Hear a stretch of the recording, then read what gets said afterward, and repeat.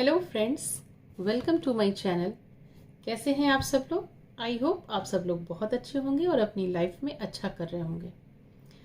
Friends, आज की जो मेरी वीडियो है वो कोई कॉमेडी वीडियो नहीं है, कोई रोस्ट वीडियो नहीं है, बल्कि एक ऐसी वीडियो है जो हमारे नॉलेज को बढ़ाएगी, हमारे अंडरस्टैंडिंग को बढ़ाएगी इस कॉन्सेप्ट को लेकर के। तो आज की जो वीडियो है वो मैं लेकर के आई हूँ गेट सेट फ्लाई फ्लॉन से। Why ISKCON is making young people साधुस। तो फ्रेंड, आज की जो वीडियो है ये इस्कॉन से रिलेटेड है, इस्कॉन के कॉन्सेप्ट से रिलेटेड है, इस्कॉन कैसे काम करता है उस पर रिलेटेड है। तो फ्रेंड्स, आइए पहले वीडियो को देखते हैं, फिर वीडियो खत्म होने के बाद मैं अपनी ओपिनियन भी बताऊंगी कि मैं क्या सोचती हूँ इस्कॉन की कॉन्सेप्ट को लेकर के। तो आइए वीडियो स्टार्ट करते हैं। साधु भागवत जो इस्कॉन का फॉलोअर है,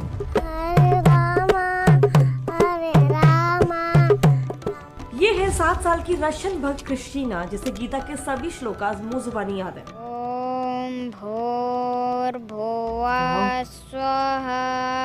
और दूसरी तरफ ये है यंग आईआईटीएंस और इंजीनियर्स जिन्होंने एक बार अचानक से घर छोड़ दिया और इस्कॉन ज्वाइन कर लिया। ना, सवाल ये है कि क्या इस्कॉन छोटे बड़े सभी वर्ग के लोगों को ब्रेन वॉश कर रहा है, या फिर ये लोग अपनी मर्जी से एक साधु की जिंदगी चूज कर रहे हैं। पेरेंट्स के साथ ना कोई काउंसलिंग किया है, ना ही हमारा कोई इंटरेक्शन होने देते बच्चे के साथ। Totally brain wash, totally. एक दिन के बाद दूसरे दिन भगता है जैसे इसको कोई लबार। मेरी 28 साल की परवरिश इस्कॉन वालों ने बर्बाद कर दी sir. People were joining left and right. Everywhere people went, there were Hare Krishnas. Well, ये समझने के लिए let's start from the beginning. ये है यूएस के वो हिप्पीज जो 1940s के टाइम पे ही अपना सर मुंडवा के इस्कॉन डिवोटीज बन चुके थे। ये इंडियन कपड़े पहनकर रेलवे स्टेशन, एयरपोर्ट जैसे हर जगह पर हरे कृष्ण हरे रामा का जाप करते थे। लेकिन ऐसे कैसे? वेल, 1920s में भक्ति वेदांता नाम के केमिस्ट्री ग्रेजुएट को उनके धार्मिक गुरु ने एक दिन कृष्ण भगवान की टीचिंग्स को पूरे वेस्टर्न वर्ल्ड तक पहुंचाने का आदेश दे दिया। अब उन्होंने अपने इस मिशन को इतना सीरियसली ले लिया कि सिर्फ 3 ही दशकों में इस्कॉन 60 देशों में अपना 225 सेंटर्स ऑलरेडी बना चुका था। जैसे मान लो कोई highly profit making multinational company हो। इनफैक्ट इस्कॉन के जो फाउंडर है श्रीला प्रभुपादा, उन्होंने तो खुद एक बार एक्सेप्ट भी किया था कि इस्कॉन की तरफ उनका जो नजरिया है वो एक बिजनेस मॉडल के जैसे है। बट फिर भी कोई भी धार्मिक इंस्टीट्यूशन इतने जल्दी इतना ज्यादा पॉपुलर कैसे हो सकता है? वेल, इस्कॉन के लिए पर्टिकुलरली वर्क किया उसका फेमस गॉड लाइफ बैलेंस। चलो एजुकेशन से चालू करते हैं। अब ये बच्चे हैं, कई बार पब्लिक प्लेसेस पर देखे होंगे इनकी डिवोटी इस्कॉन से रिलेटेड बुक्स और भगवत गीता भी।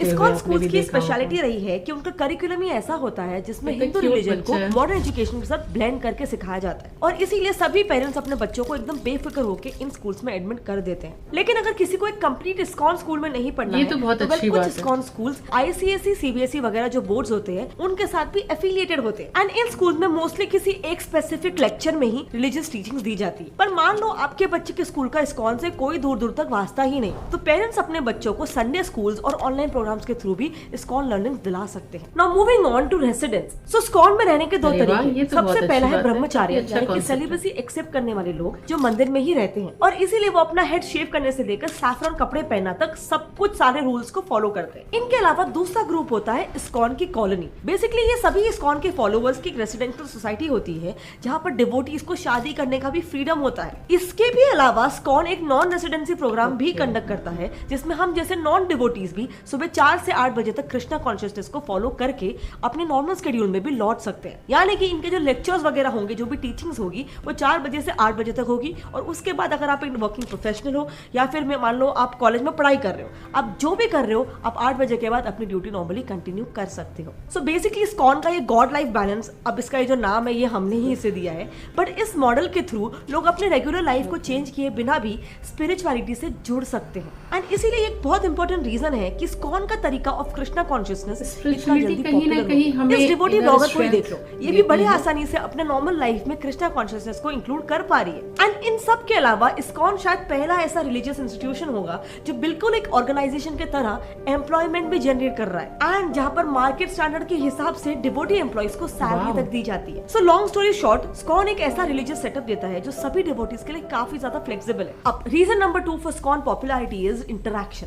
तो ये है एक मैक्सिकन डॉक्टर जो प्रभुपादा की बस एक किताब पढ़कर इस्कॉन फॉलोवर बन गए थे एंड आज इनकी पूरी की पूरी फैमिली कृष्णा भक्त है। सो बेसिकली इस इंटरेक्शन का फर्स्ट स्टेप होता है भगवत गीता को लोगों तक पहुंचाना, जिसमें मेजर रोल प्ले करते हैं इनको मंदिर से क्लियर कट इंस्ट्रक्शंस होते हैं कि लोगों से रेलवे स्टेशन, मेले, यूनिवर्सिटीज, पार्क, पब्लिक प्लेसेस वगैरह में मिलो और उनको अपनी बुक्स बेचना शुरू करो। अब ये जो इंटरेक्शन होता है वो अक्सर लोगों के लिए एक फर्स्ट पॉजिटिव इंप्रेशन की तरह काम करता है, क्योंकि इन्हीं के थ्रू, इन्हीं इंटरेक्शंस के थ्रू ये जो डिवोटीज होते हैं अपना मैसेज ऑफ कृष्णा कॉन्शियसनेस लोगों तक पहुंचाते हैं। एंड माइंड यू, ये सिर्फ एक इंटरेक्शन होता है जिसमें डिवोटीज सामने वाले को अपना मैसेज पहुंचा रहे, उन्हें कन्वर्ट करने की कोशिश नहीं करते हैं। बट एनीवे, इस इंटरेक्शन के थ्रू स्कॉन को पॉजिटिव पब्लिसिटी बहुत ज्यादा मिलती है। In fact look at this Parul university. आज स्कॉन अपने आप में एक इतना बड़ा ब्रांड बन चुका है कि यहाँ के गुरुज को यूनिवर्सिटी फेस्ट में तक बुलाया जाता है, जहाँ अगेन वो स्टूडेंट्स से इंटरेक्ट करते हैं like a fellow youngster and not like a religious Guru. In fact recently तो कैम्ब्रिज यूनिवर्सिटी ने तक इनको इनवाइट किया था अपने फेस्ट को ऑर्गेनाइज करने। यहाँ तक कि स्कॉन कैम्ब्रिज में हिंदुइज्म स्टडी के सिलेबस का एक बहुत इंपॉर्टेंट पार्ट भी है। And if you look at it, इसी पॉजिटिव पब्लिसिटी की वजह से ही स्कॉन यंगस्टर्स में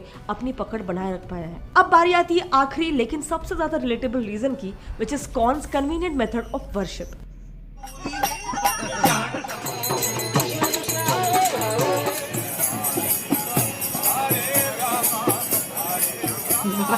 बेसिकली मंदिर, ट्रेन, ऑफिस, इनफैक्ट नहाते वक्त भी बस हरे कृष्णा का जाप कर लो एंड दैट्स इट, आपकी पूजा खत्म। इस पर्टिकुलर प्रैक्टिस को कहते हैं डांसिंग जैसे फन एक्टिविटीज के थ्रू अपना डिवोशन जताते हैं। बट ये पब्लिक को अट्रैक्ट करने का भी एक जीनियस तरीका है, क्योंकि लोगों को इसमें डिफरेंस नजर आता है कि बाकी रिलीजियस प्रैक्टिसेस के थ्रू आपको एक पर्टिकुलर टाइम पे ही वर्शिप करने की कोई जरूरत नहीं है, या फिर एक पर्टिकुलर तरीके से भी वर्शिप करने की कोई जरूरत नहीं है। उल्टा यहाँ पर प्रेयर अपने आप में ही एक फन एक्टिविटी बन चुका है। अब इस्कॉन का दूसरा मोड ऑफ वर्शिप है फीस्टिंग, यानी कि भोजन कराना। Interestingly, did you know Steve jobs अपने कॉलेज ड्रॉप आउट डेज में इस्कॉन मंदिर में खाना खाने के लिए जाते थे। वेल, इस्कॉन के फूड फॉर लाइफ इनिशिएटिव के तहत वॉलंटियर्स हर दिन लगभग 1 मिलियन लोगों को खाना खिलाते हैं। पर ये इनिशिएटिव शुरू हुआ जब 1970s में प्रभुपादा ने कुछ गांव के बच्चों को खाने के बस एक टुकड़े के लिए एक स्ट्रीट के डॉग से लड़ते हुए देखा, और तब उन्होंने डिसाइड कर लिया कि उनके मंदिर के आसपास के 10 माइल के रेडियस में कोई भी बच्चा भूखा नहीं सोएगा। इनफैक्ट इस्कॉन स्टेट गवर्नमेंट के साथ कोलैबोरेट करके गवर्नमेंट स्कूल में भी खाना पहुंचाता है, और हर दिन इसके थ्रू ही 8,30,000 बच्चों का पेट भरता है। अब इन सारे रीजंस की वजह से इस्कॉन सिर्फ एक रिलीजियस कन्वीनियंस ही नहीं, बल्कि एक सोशल सर्विस प्रोवाइडर की तरह ही अपनी पहचान बना चुका है। एंड बिलीव मी, कई बार इनकी यही सोशल सर्विस लोगों को इस्कॉन ज्वाइन करवाने के लिए भी बहुत ज्यादा मोटिवेट करती है। इसका एक पॉपुलर एग्जाम्पल है गौर गोपाल दास जी ही, जो कभी हिंदुस्तान पेट्रोलियम में जॉब किया करते थे, पर अब एक प्रॉपर इस्कॉन फॉलोवर बनकर सोसाइटी को पे बैक करने के लिए डिवोटेड हो चुके हैं। इनकी तरह हर एक इस्कॉन डिवोटी का अपना ही एक इंडिपेंडेंट और एक इंटरेस्टिंग रीजन है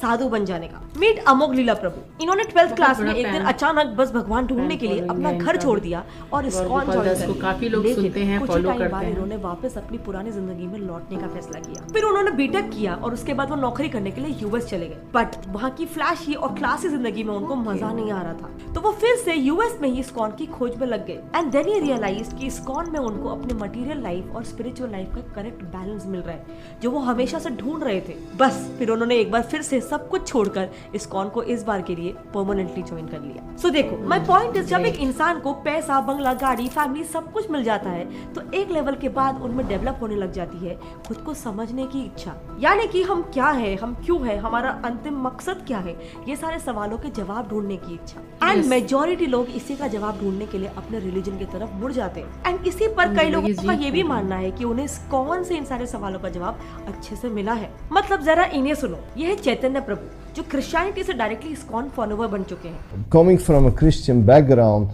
it's an eye opener when you read Bhagavad Gita.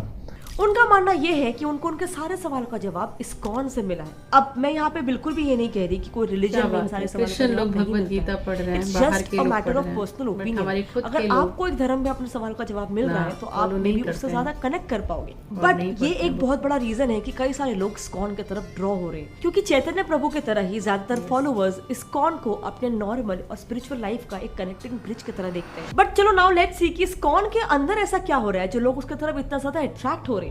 So basically मंदिर का मेंबर बनते ही आपको इन 4 रूल्स को स्ट्रिक्टली फॉलो करना पड़ता है, जो एक्चुअली काफी बेसिक है। Number 1 is to abstain from all meat, fish और eggs. Number 2, to avoid all intoxication, including tea, coffee and tobacco. Number 3, to abstain from gambling. And number 4, to engage in sexual activities only for the procreation of children within marriage. इसके अलावा devotees का time table भी काफी ज्यादा interesting होता है। सुबह 4 बजे उठो और फ्रेशन अप हो जाओ, उसके बाद 8:30 तक प्रेयर करो। सारी अच्छी हैबिट्स हैं, अपने अलॉटेड काम प्रमोट कर रहा है इसको। इनके जो ज्यादातर काम होते हैं वो मोस्टली मंदिर से रिलेटेड ही होते हैं, जैसे कि मंदिर में कुछ काम रहेगा तो वो कर लेना, या फिर मे भी बाहर जाके बुक सेल करना, वो सब वगैरह। फिर दोपहर 1 से 2 बजे तक लंच करके भगवत गीता क्लासेस अटेंड करो। फिर शाम को 7 बजे एक बार गीता क्लासेस खत्म होने के बाद कुछ रिक्रिएशनल एक्टिविटीज करो। इसमें आपका जो मन चाहे आप वो कर सकते हो, लोगों से बात वगैरह करना, इंटरेक्ट करना, कुछ भी कर सकते हो। इसके बाद मिलता है एक लाइट डिनर जिसमें हॉट मिल्क एंड फ्रूट्स होता है। अब इंटरेस्टिंगली ये पूरा टाइम टेबल खुद कृष्णा भगवान भी फॉलो करते हैं। स्कॉन की एक और खासियत ये है कि वहाँ पे जो कृष्ण भगवान की मूर्ति होती है उसे एक जीवित इंसान की तरह ट्रीट किया जाता है। अब इससे होता ये है कि जो डिवोटीज होते हैं वो अपने डीटी से, अपने भगवान से और भी ज्यादा करीब महसूस करने लग जाते हैं। So now to sum it all up, religious convenience और बैलेंस की खोज में इस्कॉन काफी एफिशिएंटली अपने डिवोटीज की मदद कर लेता है, और इसीलिए आज वर्ल्ड वाइड इसके 600 सेंटर्स में 1 मिलियन से भी ज्यादा डिवोटीज बन चुके हैं। बट क्या आपने एक बात नोटिस की है कि हमारे इंडिया में काफी सारे जो स्कूल्स होते हैं उनके नेम क्रिश्चियन क्यों होते हैं? Saint John, saint Thomas, saint Angel, saint Mary और सेंट जेवियर्स, कितने सारे जो स्कूल्स होते हैं, कॉलेजेस होते हैं, उनके नेम क्रिश्चियन क्यों होते हैं? वेल, इसके पीछे का रीजन काफी ज्यादा इंटरेस्टिंग है और इसमें हमने एक डिटेल वीडियो ऑलरेडी बना रखा है, आप यहाँ पे राइट पे क्लिक करके उसे देख सकते हैं। इसके अलावा इस्कॉन पर अक्सर ये आरोप लगता है कि वो एक मिशनरी इंस्टीट्यूशन है, यानी वो जबरदस्ती दूसरों में अपना रिलीजन थोपता है एंड जबरदस्ती उन्हें कन्वर्ट करता है। Well, to be completely honest, मैं खुद बचपन में इस्कॉन से काफी ज्यादा जुड़ी हुई थी। हम लोग वहाँ के क्लासेस अटेंड करते थे, भगवद गीता क्लासेस होते थे वहाँ पे इस्कॉन में, वो अटेंड करते थे। फिर एक माता जी थी जिनके घर पे जाके हम लोग भगवद गीता के लेसन्स लेते थे, वो हमें कीर्तन सिखाती थी, भजन वगैरह सिखाती थी। फिर इस्कॉन में स्टेज शोज, ड्रामास वगैरह भी होते थे, वहाँ पे भी मैंने पार्टिसिपेट किया है, बट मैंने कभी भी इस्कॉन का मिशनरी साइड खुद पर्सनली एक्सपीरियंस नहीं किया है। बट आपका इसके बारे में क्या कहना है? आपकी जो भी ओपिनियन है मेरे साथ नीचे कमेंट सेक्शन में शेयर करना, I would love to know. जय हिंद।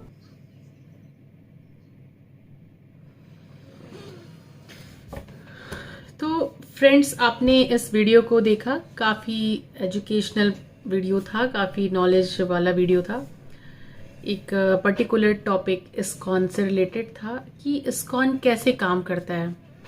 आपने देखा इस वीडियो में कि इस्कॉन जो दिख रहा है कि काफ़ी ओपन और ब्रॉड माइंडेड इंस्टीट्यूशन है, जहाँ लोगों को अपने भगवान की पूजा करने के लिए, प्रेयर करने के लिए बहुत किसी खास नियम कानून में बंधने की ज़रूरत नहीं है।